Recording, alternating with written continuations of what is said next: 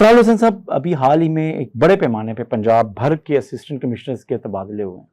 अच्छा, assistant commissioner वो seat है, वो ओहदा है जो बराह रास्त आवाम को सरकारी महकमों की तरफ से रिलीफ देने का जो प्रॉपर बंदा होता है ना, फोकल पर्सन होता है, जो सबसे पहला बड़ा गजटेड ऑफिसर होता है ना, DMG ऑफिसर, वो ऐसी होता है। लेकिन क्या ये जो तबादले हैं, क्या ये अच्छा सिलसिला है, या आप समझते हैं कि ये तबादलों को इसलिए किया गया है कि लोगों को शायद रिलीफ नहीं मिल रहा, तो उन्हें रीशफलिंग हुई है, स्टेशंस बदले गए हैं और चीज़ें हुई हैं?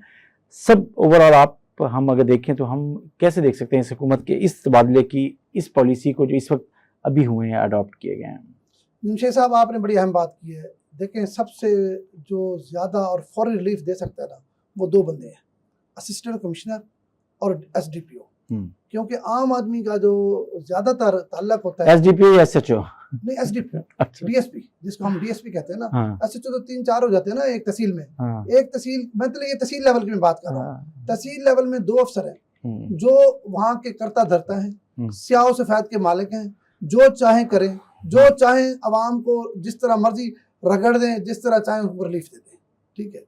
अब अलमिया ये है कि हुकूमत की जानिब से आप देख रहे हैं कि पिछले जब से ये हुकूमत आई है मरीम नवाज साहबा की, हुकूमत की भरपूर कोशिश है कि आम आदमी को रिलीफ दिया जाए, और ये एक वाज़ेह तब्दीली जो है आम आदमी को नज़र आ रही है। जो ट्रांसफ़र पोस्टिंग हो, सुन ले मेरी बात पूरी कर रहे थे प्लीज़, जो ट्रांसफ़र पोस्टिंग हो रही है ना, इस पर कोई पैसा नहीं लग रहा। माजी में अगर हम देखें तो बड़े भयानक स्टोरियाँ भी हमारे पास मौजूद हैं, लेकिन अब इसका एक मेरिट पर और बग़ैर सिफारिश के अगर तैनातियाँ हो रही हैं तो उनका आम आदमी को रिलीफ क्यों नहीं मिल रहा, ये एक बहुत बड़ा सवाल है। आपको पता है MNA MP के कहने पे ना AC बदल रहे हैं, ना DSP बदल रहे हैं, कोई नहीं बदल रहा। हालांकि सियासी हुकूमतों में होता ही है कि वहाँ के अवामी नुमाइंदे अपनी मर्जी के जो है ना 2 अफसर लगवाते हैं, एक SDPO और एक असिस्टेंट कमिश्नर। इस दफ़ा वो मेरिट पर लग के आ रहे हैं, लेकिन मेरिट पर लग के आ तो रहे हैं, उनको पीछे से बाख्तियार भी कर दिया गया है, MNA MP को पीछे कर दिया गया है और उनको तहसील का स्याह सफ़ेद का मालिक बना दिया है।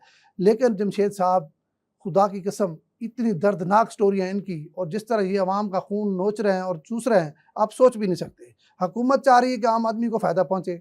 असिस्टेंट कमिश्नर और SDPO ये आवाम के साथ जो जुल्म कर रहे हैं, इनकी दास्तानें अगर आप सुनने लग जाए ना, यकीन करें आपको भी रोना आ जाए। हुकूमत वहाँ बैठ के ये फैसले तो कर लेती है कि अवामी नुमाइंदों को साइड पे करें और डायरेक्ट जो है असिस्टेंट कमिश्नर और SDPO से तहसीलें चलाएँ।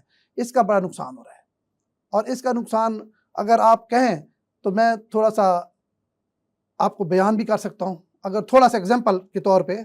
वैसे तो आप ये देखें, पहले जब असिस्टेंट कमिश्नर लगते थे ना, तो जमशेद साहब उनका ना कैरियर का आगाज़ होता था तो बड़ी ईमानदारी दिखाते थे कि अभी हमारा कैरियर का आगाज़ है, तो ईमानदारी दिखाएंगे, अपना प्रोफाइल ठीक करेंगे तो प्रमोशन मिलेगी तो फिर वो डिप्टी कमिश्नर लगेंगे, फिर कमिश्नर लगेंगे। लेकिन अब ऐसा कुछ नहीं हो रहा। जो असिस्टेंट कमिश्नर आ रहा है और वो उसको हर रोज़ को आखिरी दिन समझ रहा है, वो ये समझ रहा है कि आज का दिन है, जितनी मैं लूट मार कर सकता हूँ मैं लूट मार कर लूँ। आपको याद होगा हमने एक प्रोग्राम भी किया था, एक खातून असिस्टेंट कमिश्नर, उसकी ऑडियो भी आई, किस तरह वो पेट्रोल पंप वालों से मंथली ले रही है। ठीक है।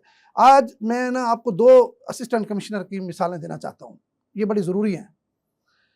एक असिस्टेंट कमिश्नर हैं जलीलुर रहमान रिंद साहब, जो तहसील जतोई मुजफ्फरगढ़ में तैनात थे। हाल ही में जब जो आप जिक्र कर रहे थे अभी ट्रांसफ़र पोस्टिंग में, उनको वहाँ से तब्दील करके हारूनाबाद लगा दिया गया है। ठीक है सर।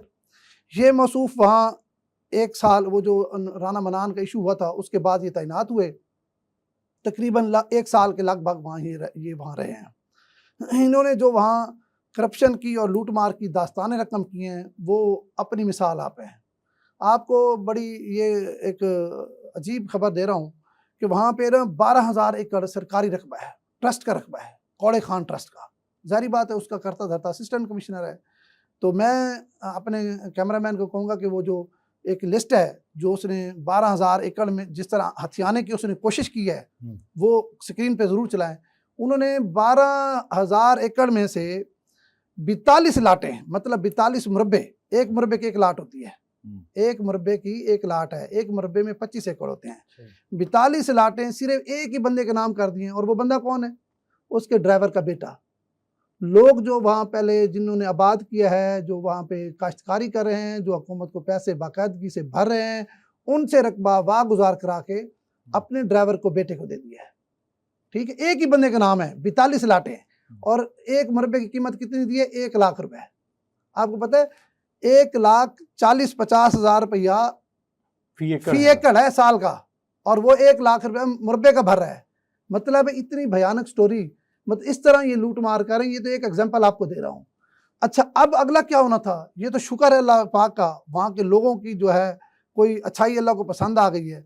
वहाँ इस वक्त गंदम की फसल तैयार खड़ी है। अब इसका प्लान था कि बजरिया पुलिस पहले अपने ड्राइवर के बेटे के नाम ये ज़मीन लीज कर दी है। अब जो लोग वहाँ काबिज हैं, मतलब जो मौजूद हैं पहले लीज वाले, उनकी गंदम की फसल तैयार खड़ी थी। ये बजरिया पुलिस उस गंदम को काट के पैसे अपनी जेब में डालना चाहता था। ये अल्लाह ताला ने उनकी सुन ली कि उसका वहाँ से ट्रांसफ़र हो गया। ज़ाहिर बात है, अब नया असिस्टेंट कमिश्नर तो ये रिस्क नहीं ले सकता ना फौरी तौर पे। ज़ाहिर बात है, आते हुए थोड़ा टाइम लगेगा। इसके अलावा जलील रहमान रिंद साहब ने बुराना मनान के साथ असिस्टेंट कमिश्नर का जो वक़ूआ हुआ था, उसके बाद वहाँ के लोग भी खौफज़दा थे कि एसी के साथ लड़ाई में तो मुतल्लिका MP जेल में चला जाता है, तो हमारी तो कोई औकात ही नहीं है। तो वहाँ पर जितनी सरकारी अराज़ी थी, वो जिस तरह उसे लीज़ लेके और अपने औने पौने अपने लोगों को दी है और उनसे नकद कैश लिया है, इसकी भी अपनी मिसाल है। तो मैं ये समझता हूँ कि ये आम आदमी पर इतना बड़ा जुल्म है। हुकूमत अगर इसका कोई मैकेनिज़्म बना दे कि असिस्टेंट कमिश्नर कम अज़ कम साफ शफाफ लगा दें, तो खुदा की कसम आम आदमी को इतना फ़ायदा पहुँचे कि आपकी सोच है। इसी तरह की एक और मिसाल है, ये हमारे ज़िला लोधरा के एक असिस्टेंट कमिश्नर थे ग़ुलाम हुसैन साहब। इनका तल्लक जतोई की एक बस्ती है कलर वाली, वहाँ इनका घर है। तो ये वहाँ 1 साल असिस्टेंट कमिश्नर रहे हैं पिछले साल। अभी इनको सहीवाल तैनात कर दिया है। तो मसूफ़ ने वहाँ पर करोड़ों रुपए गंदम के बारदाने में कमाए। पेट्रोल पंप जितने थे उनसे इनकी मंथलियाँ थीं। फिर वहाँ जितनी सरकारी अराज़ी जो लोग अपने नाम करा चुके थे, उनकी मनसूख करके लाटें इन्होंने फिर अपनी मर्जी मनपसंद के लोगों को इन्होंने पैसे लेके वहाँ पे उनको लीज़ कर दिया। अब इनका वहाँ एक फ्रंट मैन है, उसका नाम है अमीर हुसैन, मलिक अमीर हुसैन। मलिक अमीर हुसैन का अपना वहाँ ईरानी पेट्रोल का बड़ा कारोबार है, पेट्रोल पंप भी हैं।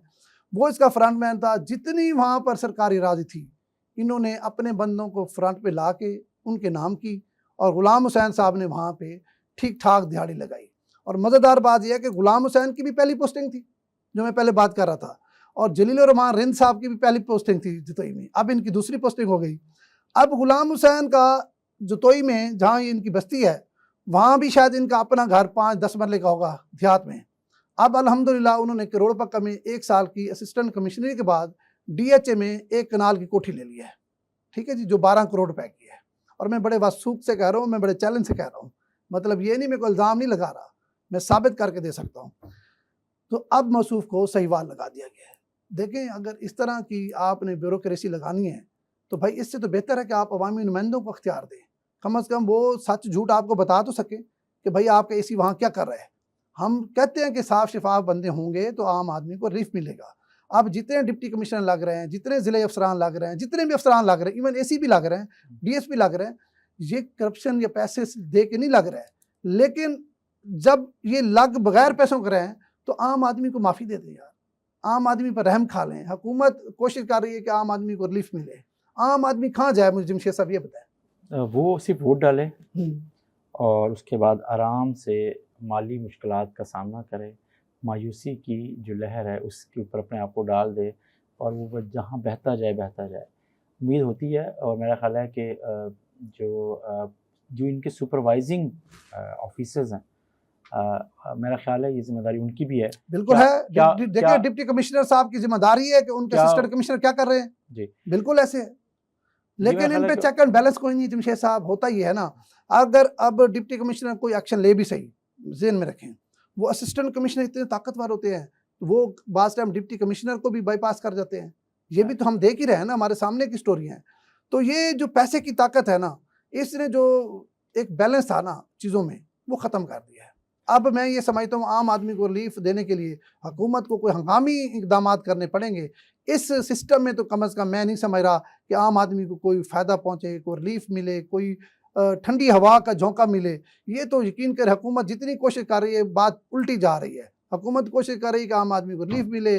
उनकी जो टीम है, जो नीचे लोग बैठे हुए हैं, वो तबाही मचा रहे हैं, और वो चाहते हैं कि दिनों में वो अमीर हो जाएँ, मतलब ये दोनों मैंने मिसालें दी हैं। ये आप अभी किसी हाई लेवल इसकी इंक्वायरी कराएं, अगर ये लोग 1 साल पहले इनके पास अगर मोटरसाइकिल भी हो तो मैं जुर्माना भरूंगा, ठीक है। और आप ये बड़ी बड़ी गाड़ियों के मालिक हैं, बड़े बड़े घरों के मालिक हैं, ये कहीं से नहीं है। असिस्टेंट कमिश्नर की क्या तनख्वाह है, आप बताएं मुझे।